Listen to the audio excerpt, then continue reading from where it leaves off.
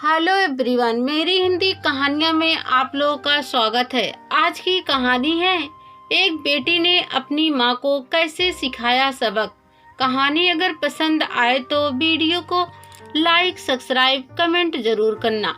नीतू को जब पता चला कि उसकी बहन पूजा पुणे से नोएडा पिताजी के पास 4 से 5 दिनों के लिए रहने के लिए आ रही है, तो उसने एक पल भी नहीं गंवाया सोचने में और उससे मिलने का मन बना लिया।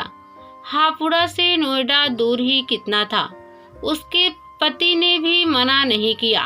4 साल पहले माँ की मृत्यु के समय ही पूजा से मिलना हुआ था।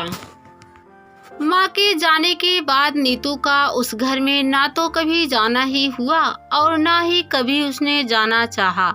माँ के बिना उस घर की कल्पना करके ही वह सिहर उठती। लेकिन इस बार उसने 3 से 4 दिनों का कार्यक्रम बनाकर झटपट अटैची लगाई और बेटी के साथ बस में बैठकर नोएडा के लिए रवाना हो गई। रास्ते भर जहां उसे इतने सालों बाद पूजा से मिलने की खुशी हो रही थी, वहीं माँ बिन उसे उजड़े घर में कैसे प्रवेश करेगी, इसकी भी चिंता हो रही थी। पूजा को सरप्राइज देने का मन हुआ, इसलिए नीतू ने उसे सूचित नहीं किया और पहुंच गई। अचानक उसे आया देखकर पूजा ने हमेशा की तरह बनावटी खुशी दिखाई। उसके इस स्वभाव को जानते हुए भी यह सोचकर कि पता नहीं फिर कब मिलना होगा, अपने को आने से रोक नहीं पाई। आखिर थी तो उसकी छोटी और इकलौती सगी बहन। नीतू की बहन पूजा उससे 2 साल छोटी थी, लेकिन बचपन से ही उससे बेहतर अपनी कद काठी के कारण तथा अपने व्यवहार से अपने वर्चस्व रखकर उस पर हावी रहती थी। नीतू इसके विपरीत बहुत मृदुल स्वभाव की थी। कोई भी अनजान व्यक्ति पूजा को नीतू की बड़ी बहन समझ सकता था। पढ़ाई लिखाई में नीतू हमेशा उससे अव्वल रही, लेकिन फिर भी पूजा उसे अपने आगे कुछ भी नहीं गिनती थी।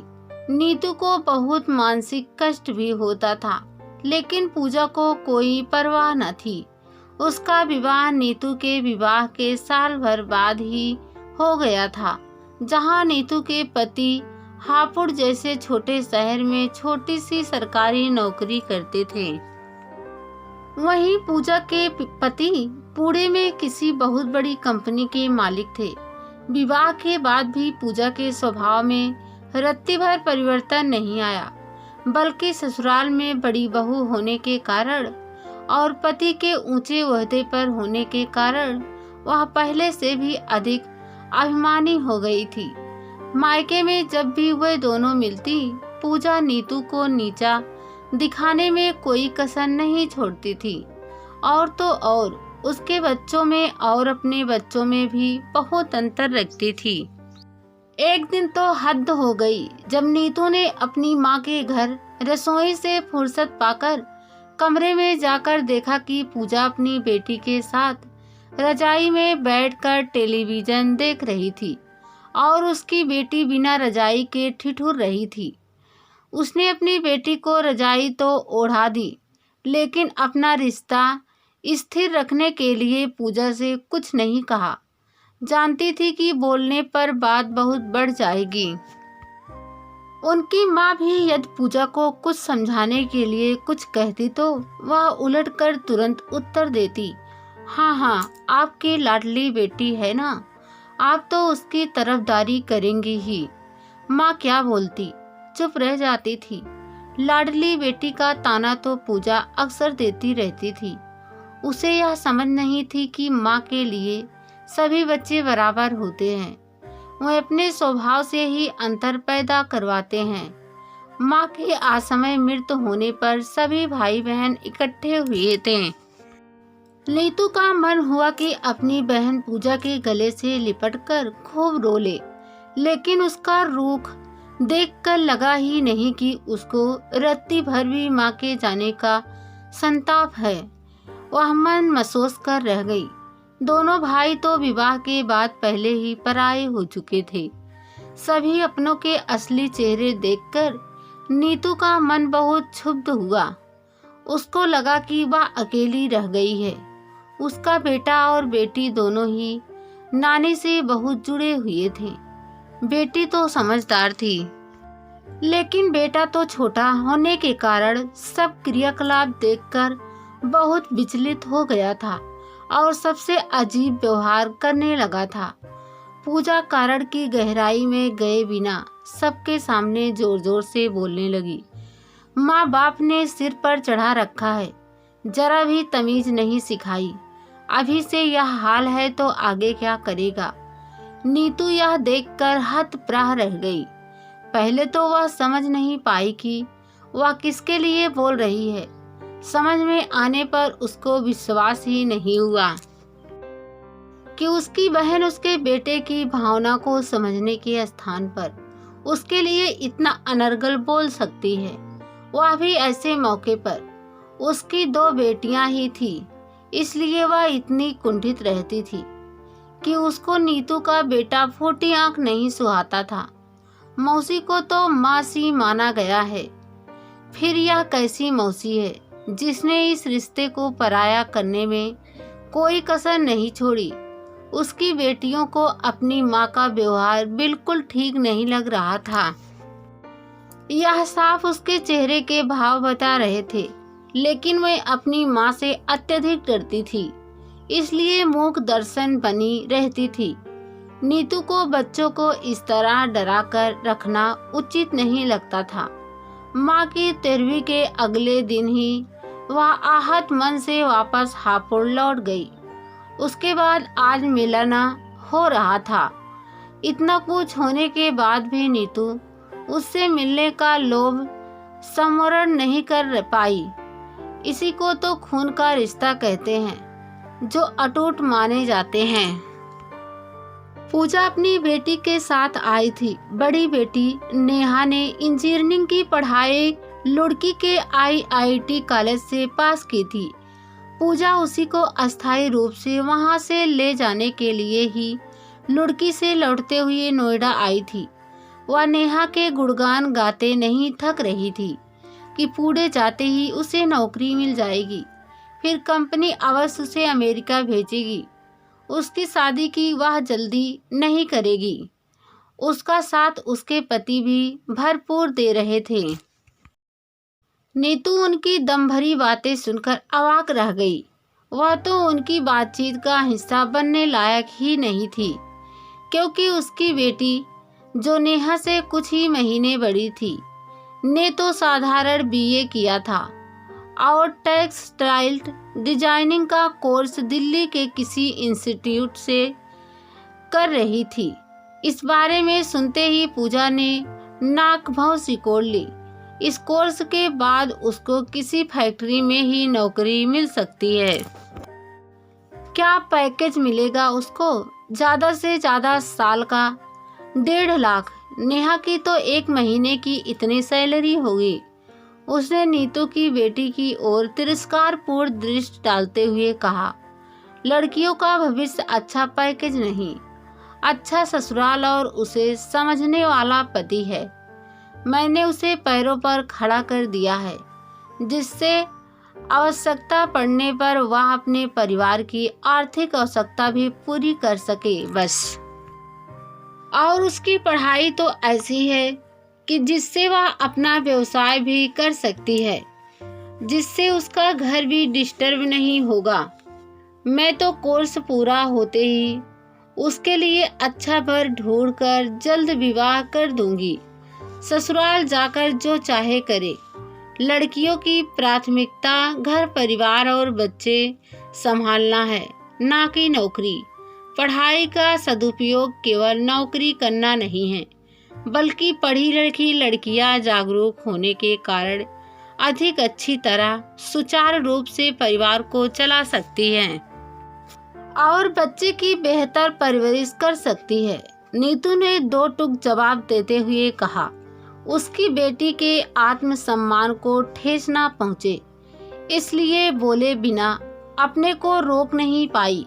दीदी, पढ़ी लिखी होने के बाद भी कैसी तकियानुसी बातें कर रही हैं आप। जमाना बहुत बदल गया है। पैसा हो तो घर संभालने के लिए हाउस कीपर पर रख सकते हैं और बच्चों के लिए जैसा चाहो वैसे क्रेच खुले हुए हैं, उनमें उनको छोड़ सकते हैं। उनको वह जो चाहे खरीद कर दे सकते हैं। हर उम्र के अनुसार खिलौने बाजार में आते हैं जिसमें वह बिजी रह सकते हैं। पैसे से हम बच्चों के लिए क्या नहीं उपलब्ध करा सकते। पूजा ने उसकी बात नकारते हुए कहा, बच्चे महंगे खिलौने से सजे कमरे में नहीं, अपनी माँ की गोद में सुरक्षित महसूस करते हैं। उनकी प्रतिदिन की गतिविधियों को निहारने में जो सुख है वह महंगी कारों में घूमने में और भोग विलास में भी नहीं है। पैसे से बच्चों के लिए भौतिक साधन तो जुटाए जा सकते हैं, लेकिन अपने लिए उनके मन में जुड़ाव पैदा नहीं कर सकते। यह तभी संभव है जब हम उन्हें अपना साथ और समय देंगे, नहीं तो बड़े होकर वे भी हमारे लिए सुख साधन तो जुटा देंगे लेकिन अपना समय नहीं देंगे। और तुम्हें पता है, बुढ़ापे में अकेलापन किसी त्रासदी से कम नहीं होता है। नीतू को अपनी बहन की सोच पर तरस आ रहा था, लेकिन वह समझने वाली कहाँ थी। पलटकर थोड़ा उत्तेजित होकर बोली, ठीक है दीदी, आप अपनी बेटी को हाउस वाइफ बनाओ। मेरी बेटी ने इंजीनियरिंग घर में बैठने के लिए नहीं की है। उसके इस तीखे जवाब से नीतू का मन कसैला सा हो गया। उसने चुप रहना ही उचित समझा। रात को पूजा और उसके पति एक कमरे में, बाकी सभी दूसरे कमरे में सोने चले गए। पूजा की बेटियां जैसे मौके की तलाश में थी। बोली, मौसी, आप तो मम्मा से बड़ी हैं ना, फिर वो क्यों आपकी बात नहीं सुनती? मुझे उनका आपसे इस तरह का व्यवहार बिल्कुल अच्छा नहीं लगता। पता है, हम अपने घर में कुछ भी अपने मन का नहीं कर सकते। हमारे लिए सारे निर्णय वह ही लेती हैं। पापा का भी नहीं सुनती। नैना कितनी अच्छी है ना, कि उसे आप जैसी माँ मिली। नहीं बेटा, ऐसा कुछ नहीं है, अपनी अपनी सोच है, समय सब ठीक कर देगा। इतना कहते ही नीतू को नींद ने घेर लिया। लेकिन तीनों बहनों का वार्तालाप रात भर चलता रहा। अगले ही दिन भारी मन से नीतू ने अपनी बहन से विदा ली। उसने 1 से 2 दिन और रुकने के लिए उससे कहा, नहीं, तेरे जीजा जी को खाने पीने की तकलीफ हो रही होगी। नीतू ने बहाना बनाया, जबकि पूजा भी जानती थी कि वे बहुत अच्छा खाना पकाते हैं। फिर भी उसने बात अनसुनी कर दी। अपनी बेटी को हॉस्टल छोड़ते हुए नीतू वापस अपने घर पहुंच गई। समय बीतता गया। नीतू की बेटी नैना की सगाई एक कपड़े के व्यवसायी परिवार में हो गई। लड़का पढ़ा लिखा था और अकेला होने के कारण पिता के कपड़े के व्यवसाय से ही जुड़ा हुआ था। उसने ही नैना को किसी समारोह में देखकर पसंद किया था। नीतू तथा उसके पति ने उनकी सामाजिक स्थिति को देखते हुए कहा कि वे उनकी हैसियत के अनुसार विवाह में खर्च नहीं कर पाएंगे। तो प्रत्युत्तर में उन्होंने कहा कि उन्हें सिर्फ उनकी बेटी चाहिए और कुछ नहीं। विवाह में पूजा भी अपनी दोनों बेटियों के साथ आई थी। नेहा को देखकर कई लोगों ने उसके रिश्ते की बात चलाई, तो उसने अहंकारी भरी आवाज में उत्तर दिया कि अभी 2 साल वह और नौकरी कर ले, उसके बाद ही वह उसका विवाह करना चाहती है। तब तक उसका पैकेज 24 लाख रुपए का हो जाएगा, लेकिन शर्त यह है कि लड़का इंजीनियर हो। दूसरा, लड़के का पैकेज नेहा के पैकेज से अधिक होना चाहिए। नेहा अपनी माँ की बात बड़े ध्यान से सुन रही थी। नैना का विवाह धूमधाम से हो गया। बेटी को विदा करने के बाद सभी मेहमान एक एक करके वापस चले गए। सिर्फ पूजा अपने परिवार के साथ 2 दिनों के लिए रुकी थी। विवाह के अगले ही दिन पूजा की बेटी नेहा ने कहा, मम्मा, मैं थोड़े दिन मौसी के पास रहना चाहती हूँ, जिससे इनको नैना की कमी ना महसूस हो। मैं ऑफिस से छुट्टी ले लूँगी। प्लीज़ मम्मा, मना मत करना। तेरा दिमाग तो नहीं खराब हो गया है? यहाँ हापुड़ा में रहकर क्या करेगी? टाइम वेस्ट होगा, ना कोई घूमने की जगह। इससे पहले कि पूजा अपनी बात पूरी करे, नेहा बोली, मुझे मौसी के साथ कुछ दिन रहना है, जिससे कि मैं इनके कुछ अच्छे संस्कार ले सकूं। मतलब तू नैना जैसा जीवन जीना चाहती है? तुझे इसी दिन के लिए इंजीनियरिंग करवाई है मैंने। क्या बुराई है मम्मा? मैं अपने सहयोगी चेतन से विवाह करने वाली हूँ और उसकी माँ की तबीयत ठीक नहीं रहती है, इसलिए मुझे नौकरी छोड़कर घर पर रहना पड़ेगा। आप तो किट्टी पार्टी और क्लब में इतनी बिजी रहती हैं कि मुझे कुछ सीखने को मिली ही नहीं। इसलिए इनके पास रहकर कुछ लड़कियों वाले गुण सीखूंगी, जिससे चेतन और उसकी माँ को खुश रख सकूं। चेतन, जो तेरा सॉबिड्रेटन है, उससे विवाह करेगी? ऐसा तूने सोचा भी कैसे? मम्मा, अभी तक अपना जीवन आपके अनुसार जीती आई हूँ। अब अपने विवाह का निर्णय मैं स्वयं लेना चाहती हूँ। यह मेरा व्यक्तिगत मामला है। पूजा अवाक अपनी बेटी का मुंह देखती रह गई। नेहा, जिसने कभी उसके सामने मुंह भी नहीं खोला था, उसको जवाब सवाल करते देखकर पूजा भौचक्की रह गई थी। नीतू ने नेहा को समझाते हुए कहा, नहीं बेटा, मम्मा से इस तरह बात नहीं करते। नीतू की बात बीच में काट नेहा बोली, यह तो मैंने इनसे ही सीखा है। नानी को और आपको भी तो ये इसी तरह जवाब देती हैं। मैं तंग आ गई हूँ इनकी तानाशाही से। अपने मन का कुछ कर ही नहीं सकती। इतना कहकर नेहा रोआसी होकर सोफे पर बैठ गई। पूजा को अपनी बेटी के इस अप्रत्याशित रूप को देखकर बहुत धक्का लगा और धम्म से अपना सिर पकड़कर सोफे पर बैठ गई तो नीतू उसे गले लगाते हुए बोली, पूजा मेरी बहन, आज के बच्चे हमारे जमाने वाले नहीं हैं। इनकी डोर जितनी खींचेंगे उतनी ही दूर ये टूटकर जा गिरेंगे।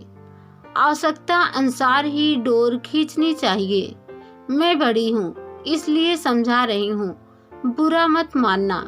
नहीं दीदी, मेरी आंखें खुल गई है, मुझे माफ कर दीजिए। किसी ने सच कहा है, अपनी औलाद ही माँ बाप को एक ना एक दिन सबक सिखाती हैं। पूजा इतना बोलकर सुबकने लगी। पूजा बीता वक्त तो लौटा नहीं सकती थी, लेकिन भविष्य को तो संवार सकती थी।